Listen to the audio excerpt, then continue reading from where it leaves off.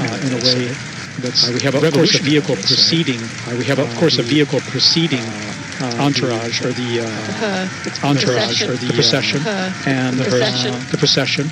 And you can see all the crowds of people on either side of the street. You can see all the crowds of people on either side of the street there. And again, it's again particularly poignant and touching that it's again particularly poignant and touching that again the people he's always reminded us not to forget. People he's always reminded us not to forget. The ones who need our help. Need our help. The homeless and migrants. I must say, in these days in which tributes have been pouring again and again, I've been hearing who had no voice. He was a voice for those who had no voice. Hopefully, that voice will continue to resonate. It will continue to resonate. Well, right until the very end. Well, right until final of the very end. On Easter Sunday, he dedicated his words. He dedicated his words to someone else. Be blessing for him, but someone else. He dedicated it to him, but he dedicated it to suffering war. And he has always suffering war. A voice has always been for the people in countries where the people everything in countries destroyed by everything by arms, destroyed by arms. Number one advocate for disarmament. Number one advocate for disarmament. He's been advocate for the number one advocate solutions to be reached. Solutions to be reached for take place. He has reiterated. He has reiterated time. He made every time he made an appeal that war is a defeat. Francesca, you have read to audio him, and it's always an occasion to reiterate this appeal. Francesca, you wrote that lovely farewell on the web about the Pope of Peace. Particularly, I think resonated with you. I have to say that one of the things I learned at Pope Francis's audience is that his attempt of being closer to the people resonated in every aspect of his very clear when he said the words. And then in other smaller actions, it was clear to the people involved and to the people involved. And for the general audience, you may remember up until a few years ago, the readers at the general audiences were all Monsignori. Consecrated men who work within the Vatican walls. Pope Francis changed that. And the readers became people like me. I'm a woman. I'm not a religious. I'm not a consecrated woman. I'm not a consecrated woman. All of a sudden, that audience from that stage saw only men, consecrated men. Saw people all over the world, all different ages, all kinds of different accents. And it really represents people in the square you are transmitting the Pope's message. And I can only imagine that being one of the faithful in square, which I have been on numerous occasions, even for audience reading, a reading. It really builds that bridge. And that's just a very small gesture that people may not perhaps even notice, but to be involved, to be participate in something like that. I mean, it's been a real honor. It's been a real honor reading for him at audiences. And you're right. It's maybe a small gesture, but it is symbolic of opening a window doing more and more to include people in the church. He's been trying to open to women. He's been so strong in reaching out other religions, other ecumenical denominations. I'd say perhaps this way of inclusion culminated in his call for synodality, which is a process that he has wanted to continue, asking the church to include everyone, to listen to everyone. And then we just passed Argentina, which is literally right in the center of the eternal city of Rome, historic Rome. As he continues on, coming up on Piazza Venezia, and all the crowds, lining both sides of the street. Again, they people not follow behind the vehicles for safety reasons, apart from security. But also going pretty fast. Yeah, they're moving a little faster, but people are getting a good view of all.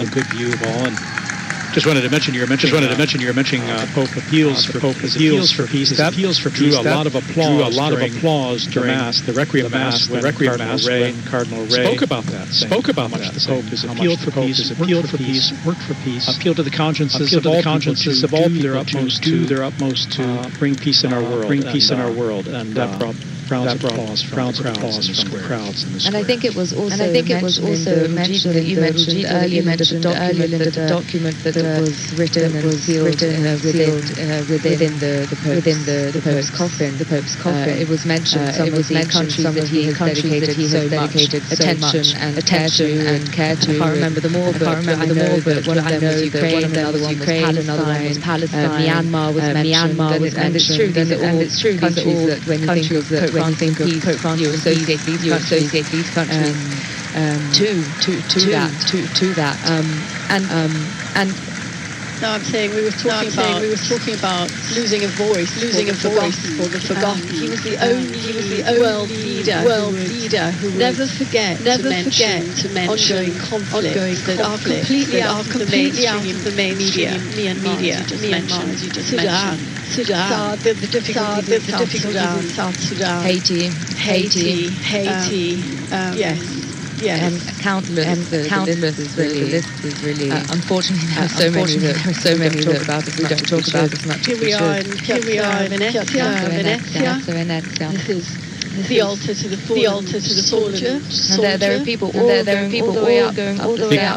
Big crowds there. A larger area, open area. Now we're going to start going down what is one of my favorites. Places in Rome, the road that runs the Roman Forum, with Imperial Rome on both sides. There we've seen a lot of construction. There, extended subway lines, all the construction equipment there. But can I say Rome is becoming more and more beautiful. Works are ongoing to bring out its best, so much layers of history. I was thinking of how much Pope Francis loved among the crowds, and in a special way, he's here with everyone turning out. His spirit is present here, in a way, and greeting the crowds, and blessing the crowds, I'm sure. It's so lovely also that he wants to be, that he obviously feels Roman. He's Argentine, but he's Roman. He's the Bishop of Rome. So many times. And his devotion to the Salvi Romani is so significant as well. Even parish visits that he would make. He would go to the most remote parishes, really on the outskirts of the city. The idea to reach out to those who may have the least chance of seeing him, or expecting to see him. That was his style. And he'd go without text to engage in real conversation.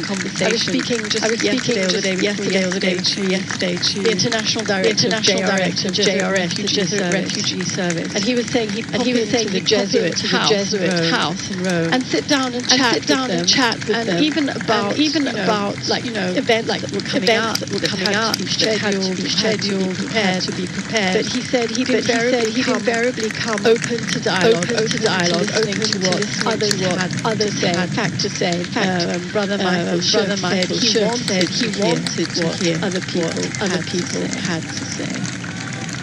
See these stunning images.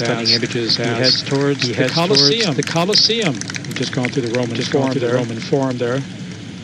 the crowds are thick on either side.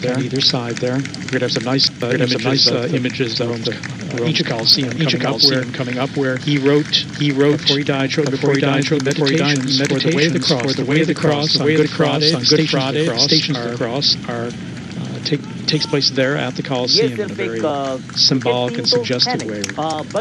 Remembering Good Friday and those who suffered and died.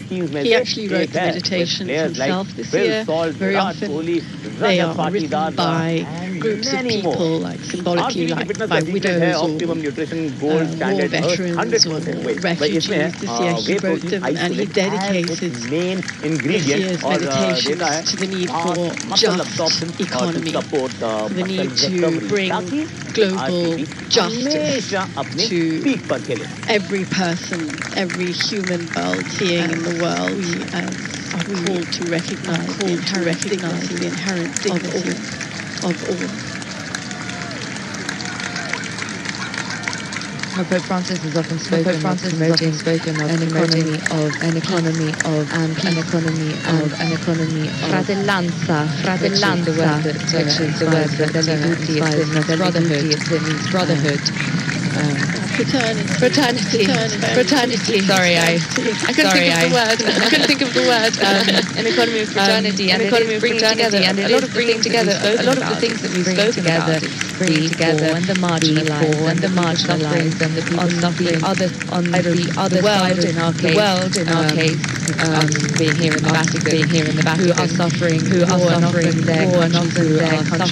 economically, and it's calling to action, to responsibility. The country can help. Denouncing the great divide that there is between the rich and the poor. Often has he said, all food that gets thrown away by affluent societies would be more than enough to feed millions of hungry people in the world. Here we have a view of the Colosseum as he goes up via La Picana.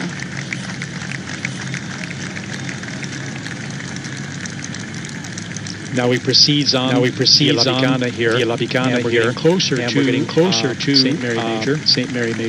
There's the main road that goes between the Cathedral of Rome, St. John Lateran, and Santa Maria Maggiore, St. Mary Major. We'll be coming up on that there, and here. So we're probably about two-thirds of the way there, I would say. And again, Pope Francis wished to be buried at the Basilica of St. Mary Major, and he wished to be buried next to the Salus Populi Romani icon of Mary, who is remembered and venerated by Romans as survived a plague centuries ago. It's a special icon, special place that people pray, and Pope Francis throughout his pontificate has gone there to pray, to give thanks, to ask for prayers for his ministry. So he's been very dedicated to Our Lady, in particular this icon there in the Basilica, and he will be buried to that chapel where the icon is located. He wished to be buried next to it, inside it. There was a possibility. I wish that people when they pay homage to that icon, they see only that, and they don't go there to go see a pope. So for that reason, he wished to be next to it, in a space that is just perfect and appropriate, a simple space where seen shortly where it will happen. We take it for granted that most are buried in the Vatican. I think most of them are about 90 in the Vatican. But it's actually not uncommon for a pope asked to be buried outside the grotto. But the last pope to be buried in Mary Major was Clement VI, who laid to rest there in the 7th century. And other popes are buried in St. John Lateran, and even in places outside Rome.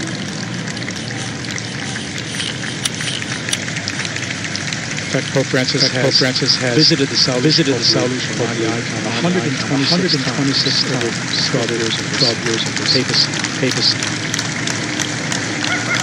He entrusted every journey to her, every apostolic journey. He went on. I also remember a very poignant moment of his pontificate, which was during the COVID-19 pandemic. Two particularly moments from that pandemic. But one of them relating to the icon of Mary Salus Romani. He visited the basilica. And then he actually made a pilgrimage by foot to the church of San Marcello, which, if I'm not mistaken, there's a crucifix there, which survived a fire in the 15th century. And that was a particularly important moment because there was empty Rome, and Pope Francis was walking down Via del Corso. Those of you who don't know Rome is the most important street, I'd say, of Rome. Which leads from Piazza Venezia, which the Pope's procession has just passed through now, up to Piazza del Popolo. And just these images of Pope Francis walking down empty street, obviously to bring his closeness to the people suffering all across the world. And there was another moment like that, which was the Statue Orbi, which you both remember. We do. I think you were in the square. I was in the square. Yes, because the radio where we work will be open every day to and I was actually working that day. And I remember when the building at the end of the day must have been about 5 o'clock. Pope Francis was just about to go out in the square. Rome was empty in that case as well. I made my way up to the square, and I remember it was raining. He had that crucifix of Yes, he did. It all comes together. It seems like such a long time ago. And our television viewers here can see. We're back in the sunshine. There, Via Medulana, tree lined out in the very pretty end. Again, crowds on either side as street and sidewalk area opens up. More and more people packed in there too. Now I know they're going to images. He arrived very major. Carried into the basilica in private ceremony there. We are actually seeing the basilica right now. He's almost there. Very close. He comes down. The images are being shown from the basilica. He's arrived.